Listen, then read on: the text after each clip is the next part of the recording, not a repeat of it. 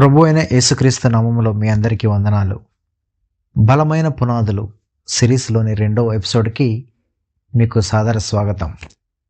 గత ఎపిసోడ్లో మనం దేవుని గురించి నేర్చుకునేటప్పుడు పునాది ఎంత ముఖ్యమో, దేవుడిచ్చిన బ్లూ ప్రింట్ను అనుసరించడం ఎంత అవసరమో తెలుసుకున్నాం. అయితే ఈరోజు మన ముందున్న అతిపెద్ద ప్రశ్న ఏమిటంటే, అసలు ఆ బ్లూ ప్రింట్ లేదా ఆ సత్యం మనకు ఎక్కడ దొరుకుతుంది? ఈ లోకంలో దేవుని గురించి వేలాది అభిప్రాయాలున్నాయి. కొందరు దేవుడు ఇలా ఉంటాడని ఊహిస్తారు, మరికొందరు పూర్వీకుల సాంప్రదాయాలను పాటిస్తారు, ఇంకొందరు తమకు కలిగిన అనుభూతులనే సత్యం అనుకుంటారు. కానీ ప్రియమైన వర్లరా, మనుషుల ఊహలు, సాంప్రదాయాలు లేదా అనుభూతులు ఎప్పుడూ ఒకేలా ఉండవు. అవి మారుతూ ఉంటాయి. మనం ఒక అపరిచితుడి గురించి తెలుసుకోవాలంటే అతని గురించి ఇతరులు చెప్పే కబుర్లు వినడం కంటే ఆ వ్యక్తి స్వయంగా తన గురించి తాను రాసుకున్న ఉత్తరం చదవడం మేలు కదా. అలాగే సృష్టికర్త అయిన దేవుని గురించి తెలుసుకోవాలంటే ఆయన స్వయంగా మనకు అందించిన సత్యం మీద మాత్రమే మనం ఆధారపడాలి.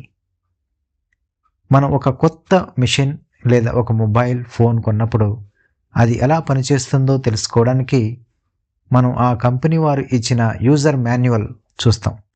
ఎందుకంటే ఆ యంత్రాన్ని తయారు చేసిన వాడికి మాత్రమే దాని గురించి పూర్తి అవగాహన ఉంటుంది. అదేవిధంగా ఈ అనంతమైన విశ్వాన్ని మరియు మనల్ని సృష్టించిన ఆ దేవుడే మనకు ఒక మాన్యువల్ ఇచ్చాడు. అదే పరిశుద్ధ బైబిల్. బైబిల్ కేవలం ఒక మత గ్రంథం కాదు. అది సృష్టికర్త తన సృష్టికి అనగా మనకు అందించిన ఏకైక లిఖితపూర్వక సందేశం. దేవుని గురించి తెలుసుకోవడానికి మనుషుల దగ్గర ఏ సమాధానం లేదు. అది కేవలం దేవుని దగ్గర మాత్రమే ఉంది. బైబిల్ గ్రంథం ఇతర పుస్తకాల కంటే ఎందుకు భిన్నమైనది? దీన్ని సుమారు 40 మంది వేరువేరు వ్యక్తులు 1500 సంవత్సరాల కాలంలో రాశారు. వీరిలో రాజులు, జాలర్లు, గొర్రెల కాపరులు, వైద్యులు ఉన్నారు. అయినా సరే ఆదికాండం నుండి ప్రకటన గ్రంథం వరకు సందేశం ఎక్కడా మారదు. అంతా ఒకే సత్యం. ఇది ఎలా సాధ్యం? 2వ తిమోతి 3:16 చెప్తుంది, ప్రతి లేఖనము దైవ ప్రేరితమైనది. అంటే ఆ మనుషులు రాస్తున్నప్పుడు దేవుని ఆత్మ వారిని నడిపించింది. అందుకే ఇందులో తప్పులకు తావులేదు.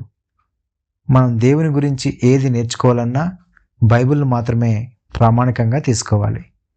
మన అభిప్రాయాలు కానీ మనుషుల ఆలోచనలు కానీ దేవుని వాక్యానికి సమానం కావు. కాబట్టి ఈ సిరీస్లో మనం నేర్చుకొనబోయే ప్రతి పాఠం కేవలం బైబిల్ ఆధారంగానే ఉంటుంది. మనం దేవుని వాక్యం అనే గట్టి పునాది మీద మన విశ్వాసాన్ని నిర్మించుకుందాం. వచ్చే ఎపిసోడ్లో ఈ బైబిల్ మనకు పరిచయం చేస్తున్న ఆ దేవుడు ఎవరు? ఆయన కంటికి కనిపిస్తాడా? ఆయనకు మొదలు ఉందా? ఇలాంటి ఆసక్తికరమైన విషయాలు, అంటే దేవుని స్వభావం గురించి మనం తెలుసుకుందాం. అప్పటి వరకు దేవుని కృప మీకు తోడై ఉండును గాక.